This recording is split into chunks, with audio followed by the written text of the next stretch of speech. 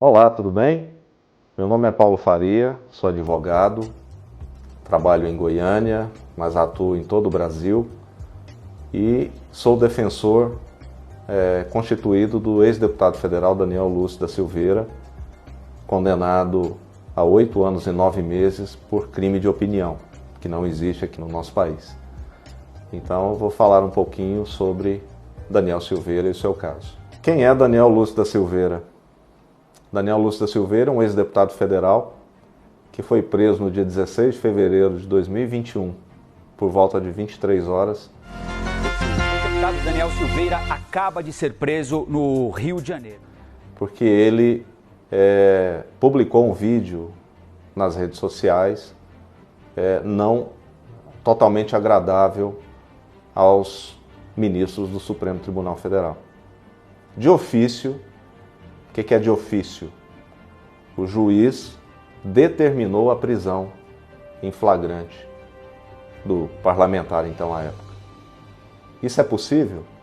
Em nosso ordenamento jurídico, isso não é possível. O juiz não pode decretar a prisão se não houver um pedido ou da polícia ou do Ministério Público, que é o titular da ação penal.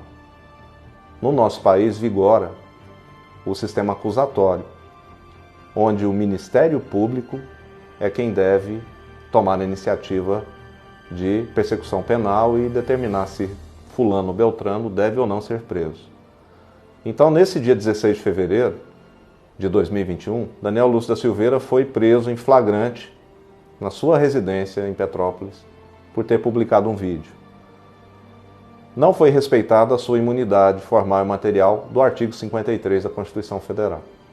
Ou seja, o ministro Alexandre de Moraes ignorou completamente esse privilégio constitucional dado aos deputados e senadores, que é a imunidade parlamentar. Então, nessa noite de 16 de fevereiro de 2021, Daniel Silveira foi levado à sede da Polícia Federal no Rio de Janeiro. E de lá, ele seguiu, permaneceu até que a Câmara dos Deputados votasse a manutenção ou não da prisão que ocorreu, salvo melhor juízo, em 19 de fevereiro de 2021. Por 364 votos, a prisão de Daniel Silveira foi mantida. Está encerrada a votação.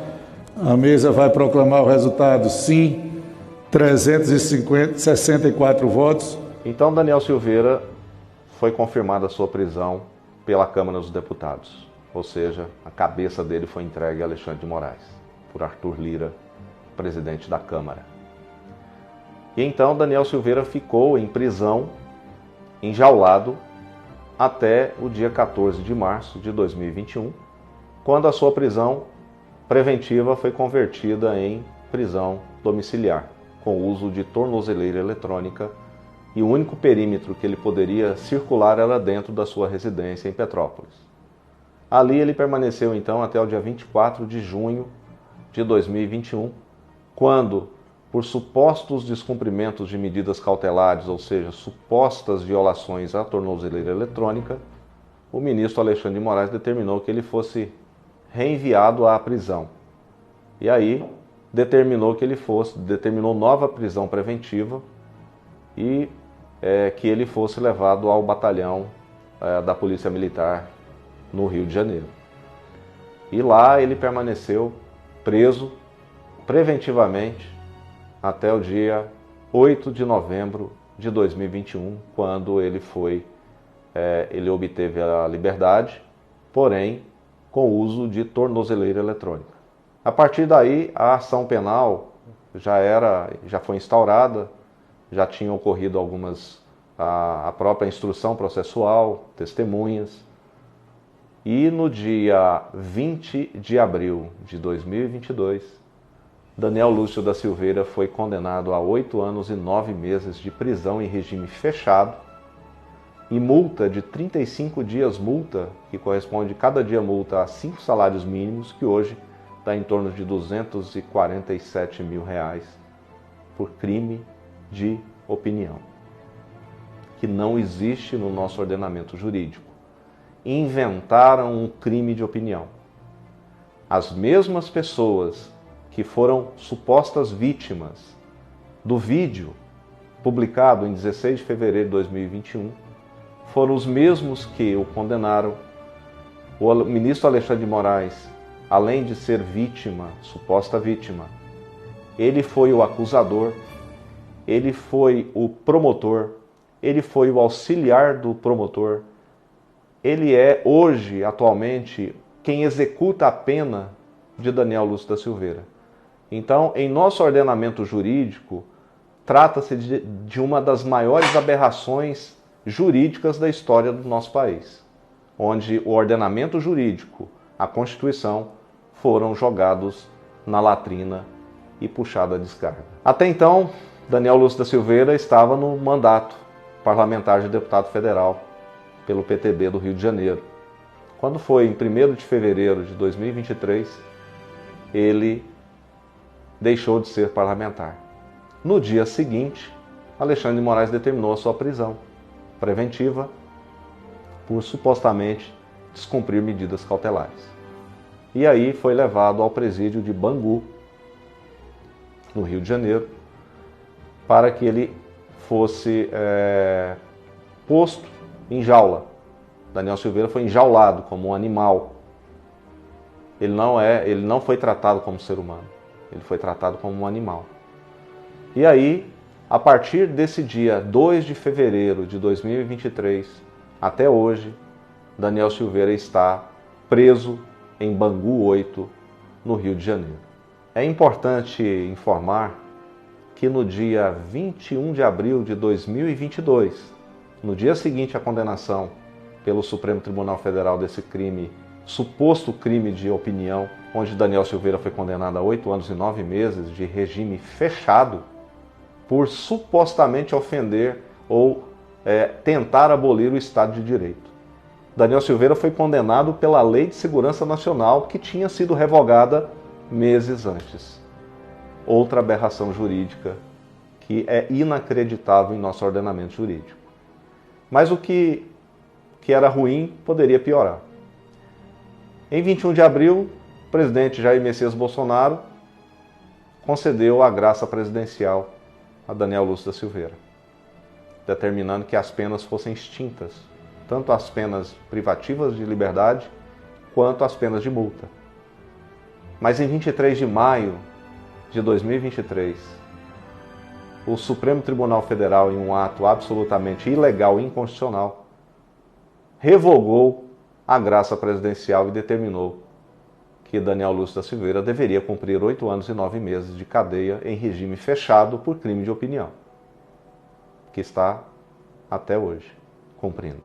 Julgando improcedentes as arguições de descumprimento de preceito fundamental e dos votos dos ministros Alexandre de Moraes, Luiz Edson Fachin, Luiz Roberto Barroso, Dias Toffoli e Carmen Lúcia, acompanhando a relatora na rejeição das preliminares e no juízo de procedência das ADPFs para reputar inconstitucional o decreto presidencial impugnado. Então, com essa revogação da graça presidencial, por suposto favorecimento e entendimento dos ministros do Supremo, lembro você, vítimas que condenaram suposto algoz. Isso é inaceitável num Estado democrático de direito. Porque viola o princípio do juiz natural, viola o princípio da imparcialidade do julgador. Então, como esperar a imparcialidade de um juiz se ele é a suposta vítima? Então, é inacreditável que nós vivemos de 2019 com a instauração de ofício do inquérito 4781, e esses fatos ocorridos com Daniel Silveira são frutos desse inquérito aberto em 2019, que completou agora 5 anos. Então, tudo isso que está acontecendo com Daniel Lúcio da Silveira é o que está acontecendo com o nosso país. Insegurança jurídica total, ditadura da toga completa e sem nenhum respeito à Constituição Federal e a nenhuma lei. Aliás, o que o ministro Alexandre de Moraes e seus pares estão fazendo é a aplicação do direito penal do inimigo, onde o Estado visa aniquilar aquele que é seu inimigo, que é justamente o desafeto de Alexandre de Moraes, Daniel Lúcio da Silveira.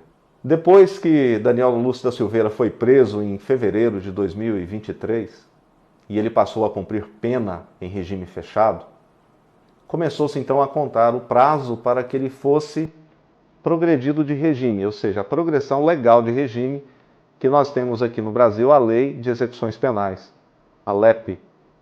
E consta na referida lei que quando o apenado conclui um certo percentual da pena, ele tem direito à progressão de regime, do fechado para o semiaberto e do semiaberto para o aberto. Então, Daniel Lúcio da Silveira, apesar de uma condenação inconstitucional, ilegal, imoral e política, ele já deveria estar no regime semiaberto. Mas Alexandre de Moraes não quer. Por que ele não quer? Porque fizemos inúmeros pedidos de progressão de regime, informando a ele que Daniel Lúcio da Silveira estava com excesso de cumprimento de pena em regime fechado. Hoje, há 215 dias, ele deveria estar no regime semiaberto, mas Alexandre de Moraes não permitiu. Disse que o percentual que a defesa tinha apresentado não era válido e aumentou de 16% para 25%, apesar de existir no processo um documento do próprio gabinete do ministro dizendo que o tempo para a progressão correspondia a 16%. Mas ele determinou que esse documento não teria validade e que deveria ser de 25%, aumentando o prazo do regime fechado de 520 dias para 787 dias para que ele tivesse o benefício da progressão de regime. Absolutamente ilegal esse ato, totalmente fora da lei. Em razão dessa ilegalidade, ingressei com diversos pedidos de progressão de regime. Mas o que fez Alexandre de Moraes? Multou a mim, aplicou uma multa por litigância de má-fé. Quero lembrar que quem tem o dever de punir o advogado é a OAB, e não o juiz ou o ministro, quem quer que seja. Nesse sentido, ele usurpou a função da Ordem dos Advogados do Brasil. E mais, ele aplicou uma multa que não existe no Código Penal. Não existe no ordenamento jurídico em direito penal a multa por litigância de má-fé. Ele viola a Constituição, porque não há lei, não há pena sem lei anterior que a defina. Ele violou o Código de Processo Penal, porque não existe em nosso ordenamento jurídico pena de multa por litigância de má-fé em direito penal. E ele violou a Lei 14.752 de 2023, que aboliu a única pena que tinha no Código de Processo Penal, que era por abandono do advogado ao caso, que não existe mais. Então, essa forma que o ministro Alexandre de Moraes tem tocado esse processo, e agora ele é o juiz da execução penal. Quem decide se vai ou não progredir de regime é ele. Então ele é a vítima, ele é o acusador, ele é quem determina a investigação, ele é o juiz, ele foi o juiz que condenou e hoje ele é o juiz da execução penal. Então, ele é tudo. E nós questionamos, eu particularmente questionei em diversas petições, que ele é incompetente para ser. Ele era incompetente até para julgar, ele era impedido, era suspeito porque ele tinha interesse subjetivo na condenação do Daniel Lúcio da Silveira. Mesmo assim, com as arguições de suspeição que fiz, o tribunal entendeu que ele não era suspeito. Mas se fosse em um juízo anterior, um juiz de primeira instância ou de segunda instância dos tribunais dos estados, certamente haveria a aplicação do princípio da imparcialidade. E ele seria suspeito, ele não poderia julgar.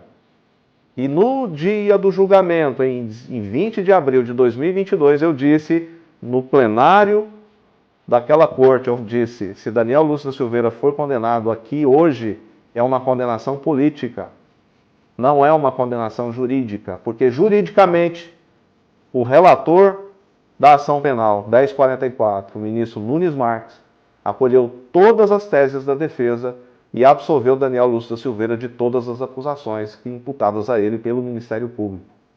Então, ele foi absolvido pela lei jurídica e ele foi condenado pela lei política. O deputado federal Daniel Silveira, ele não está sendo julgado juridicamente, porque se fosse juridicamente, ele não estaria nem sequer preso no dia 16 de fevereiro, não teria sido preso. Quando Daniel Silveira foi condenado, o ministro Alexandre de Moraes, o que ele fez? Ele bloqueou todos os bens de Daniel Lúcio da Silveira, bloqueou o salário, bloqueou conta, cancelou o CPF, cancelou o passaporte. Ou seja, Daniel Lúcio da Silveira hoje é um morto-vivo, porque ele não tem personalidade própria. Ele é uma figura inexistente em nosso ordenamento jurídico. Ele existe como pessoa, mas ele não existe como cidadão. Alexandre de Moraes conseguiu fazer isso. Ele simplesmente anulou Daniel Lúcio da Silveira. Foi isso que aconteceu. E hoje, o psicológico dele, obviamente abalado, não consegue entender tamanhas ilegalidades, muito menos a mim, que estudei o direito, que sabe como que foi construído esse processo, como foi construída essa condenação, e apesar de demonstrar, desenhar e explicar cada ponto da ação penal de ilegal, ele foi condenado. Ele hoje não tem nenhum centavo de renda.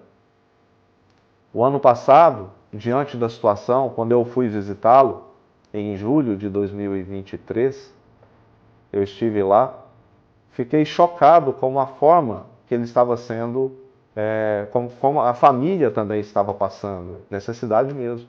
Porque a esposa dele também teve as contas bloqueadas, teve os aparelhos de uso de advogada retidos, apreendidos pela Polícia Federal. A filha de Daniel Lúcio da Silveira, a mais nova, ela faz tratamento psicológico, porque por 2 ocasiões ela foi surpreendida na casa com Polícia Federal ingressando com arma em punho, com fuzil apontado para a cabeça. 2 vezes. A esposa, doutora Paola, também está abalada, tem medo. Tem medo. A mãe, igualmente abalada. A outra filha também. As irmãs, da mesma forma. Então, Alexandre de Moraes conseguiu destruir uma família, assim como ele conseguiu destruir as mais de 1.500, 2.000 famílias do 8 de janeiro.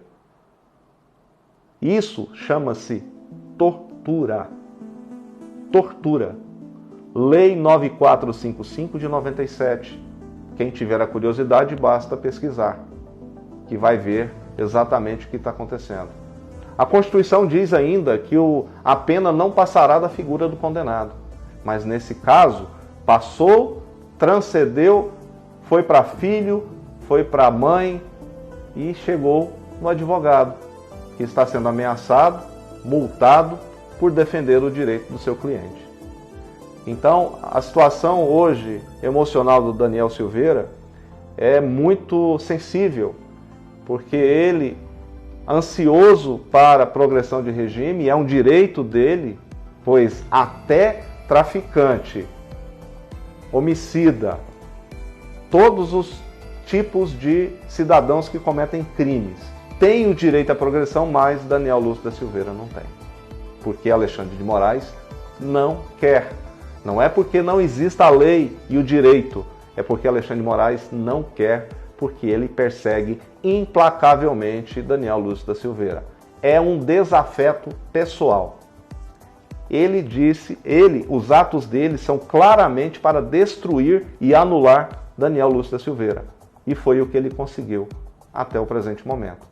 Mas a defesa nunca vai cessar e eu nunca vou deixar de defender o direito dele, jamais. Pessoal, estamos aqui no Rio de Janeiro, estou aqui com o Gaia e falei com ele aqui, né, da lembrança que a gente tem do nosso muito além de deputado amigo Daniel Silveira. Nós sabemos que o sistema é extremamente sujo, colocou um deputado na cadeia que está aqui no Rio de Janeiro por conta de crime de opinião que não existe. E aqui a gente deixa aqui a nossa força. Não somos onipotentes, mas a gente tem um coração para poder falar e usar a nossa voz, para poder lembrar do Daniel Silveira. Eu tenho certeza que nenhum mal durará para sempre. Tenho certeza que esse vídeo vai chegar até você, nosso amigo, nosso irmão Daniel Silveira. Nós não desistimos, nós continuamos na batalha e nós não vamos parar até que todos que foram injustiçados possam resgatar a liberdade.